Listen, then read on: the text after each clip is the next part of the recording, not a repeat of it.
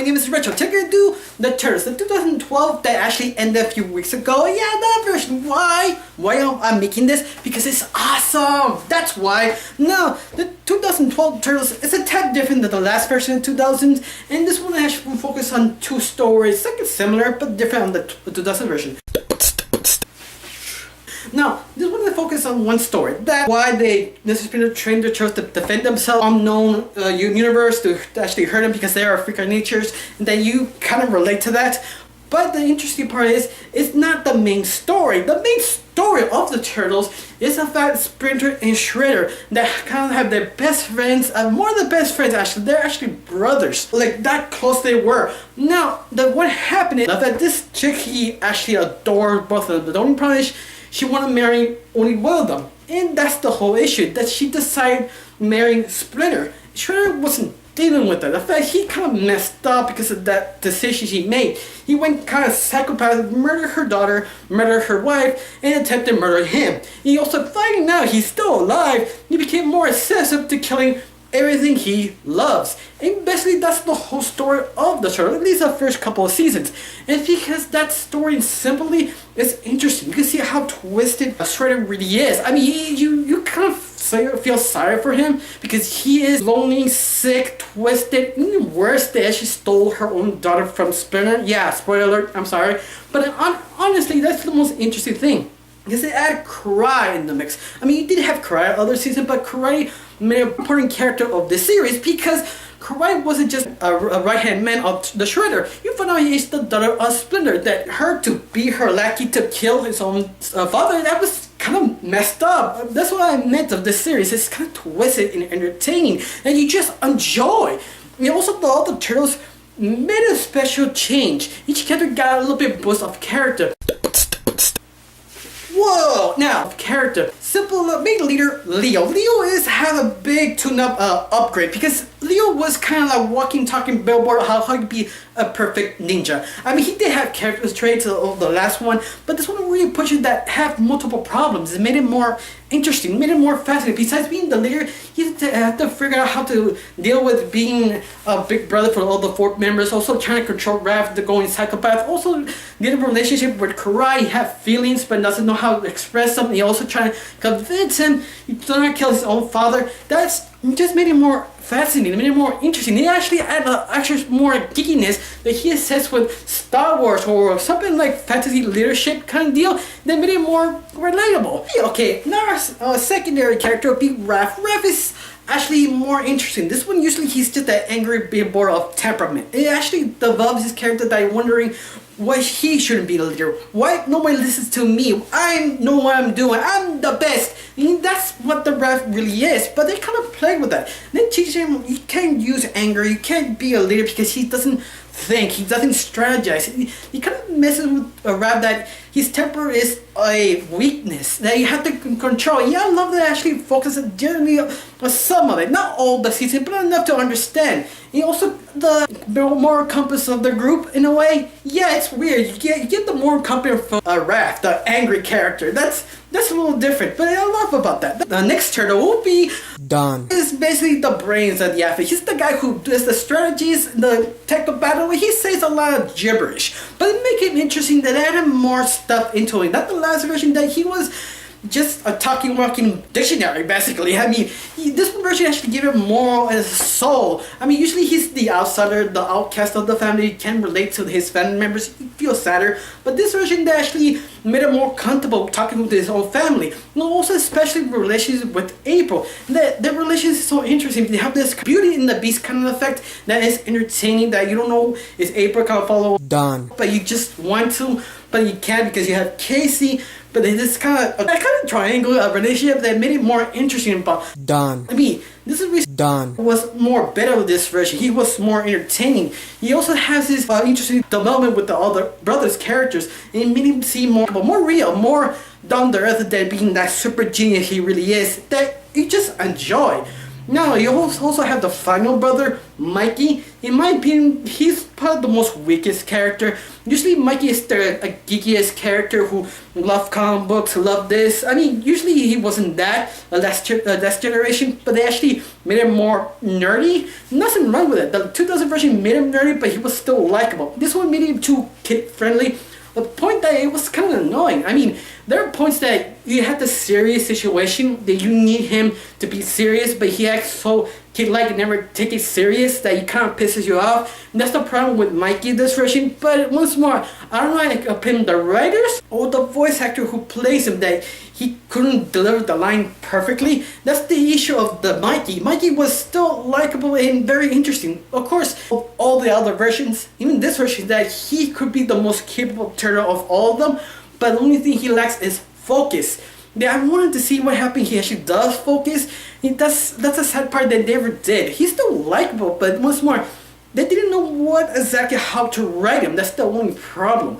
All of that, his relationship with other brothers is interesting, how they treat him and how he has to prove himself a couple of times. Now, let's talk about allies. I mean, you have two allies of the turtles who were interesting, but one of them was kind of mishandled. Let's take the one that was well handled. That would be April. April was interesting, but she was the same age as the turtle, so you have the relationship dating thing. You also have the beauty that she doesn't understand what's going on, why the, let's say, Ultrons want her, why they want to test her, why she have these secret abilities. And you ask a bunch of questions that she was trying to figure it out. It made her more well developed as a character. Kind of trained with the turtles later on. You see how trained she's trying to be the best as the turtles. See, you just like about it. She actually tries so much to be equal as the turtles. You just enjoy about it. Now you have the second ally, that would be Casey. Now the 2000 version, they handled Casey perfectly. They made it more interesting. This version, that they didn't know what to do with him. I mean, he supposed to be the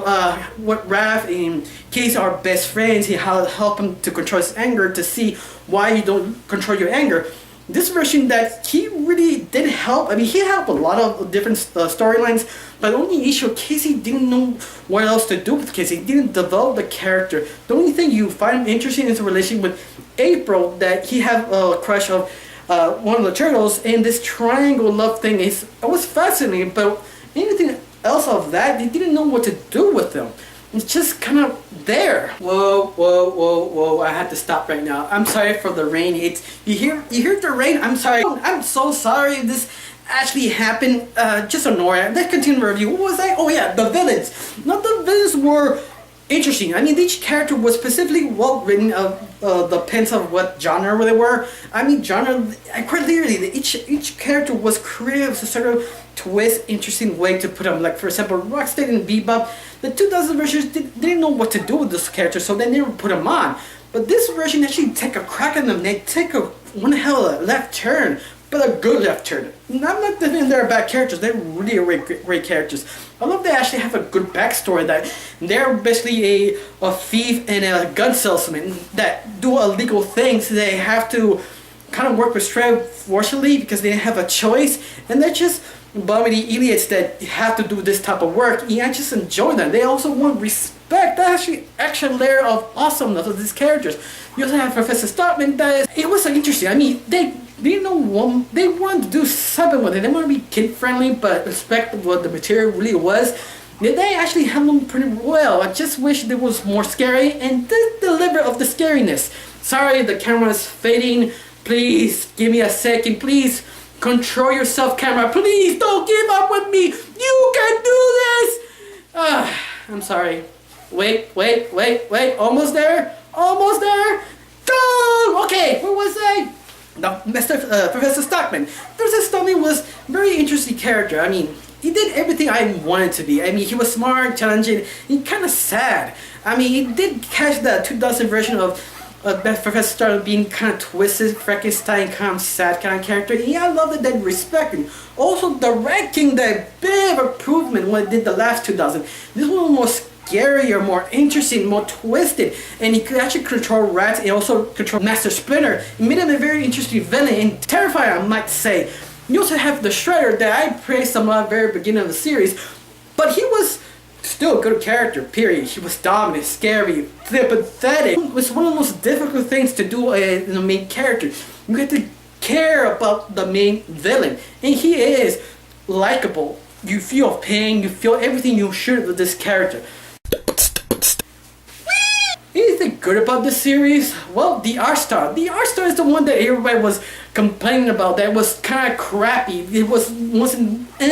But if people forgot about is the art style is not the one who demands. It's how you use the art style, and they use it properly.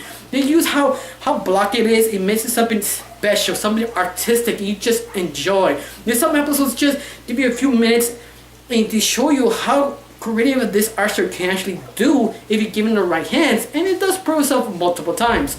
Now, the other good thing is the 5th season that I recommend. You've never seen the Turtles, you don't want to see, at least look for the Apocalypse one. That one is completely worth watching. I mean, a little bit of problem with 1 or 2 pacing moments, but besides that, the art was brilliant. I mean, everything you want dark of the Turtles, they deliver. Of course, that final arc, it was linked to kind of like Mad Max and Wolverine. And yeah, you see the 2 movies, mix them up, you have the Apocalypse of the Turtles. Yeah, I enjoy it. They don't make it as a reference, they make it their own thing. It's one of the special things of this version of the Turtles. Anything of the stories or any other season, they made it their own thing. They don't keep it as a reference, they made it theirs. That's so appreciated of the Turtles. This is the reason why the Turtles fit any direction, to outer space, to horror, to just cowboys and westerns or anything. I mean, you just enjoy the Turtles. Now, anything bad? Well, I just said 2 characters, Mikey and Casey. They have their issues, but other than that, anything else, I really can't say anything. I mean, they have a great balance. The only thing I can say really bad, I'm sorry for that, and I'm trying to do this proper review. Sorry for the thunder. Discontinue review.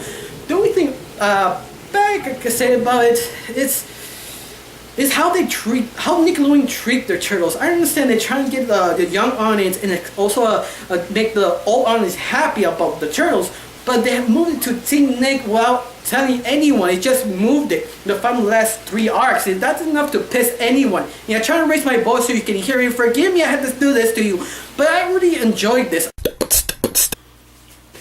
My conclusion of the series is that was properly handled. It was enjoyable, was written artistically, and the character was well developed. Also, the relationships, just amazing to see them, how they change dialogues back and forth. I mean, I wish they added a little bit more focus of like Mikey to fix them a little bit, or also Casey just to develop the characters a tad more. But other than that, the series was perfect. I mean, the respect material very professionally. Yeah, I got anything else to say. I mean, I just enjoyed this. Now, my final rating of this series, I have to give it an honest 8. Yeah, I want to give it a high rating, but you know what?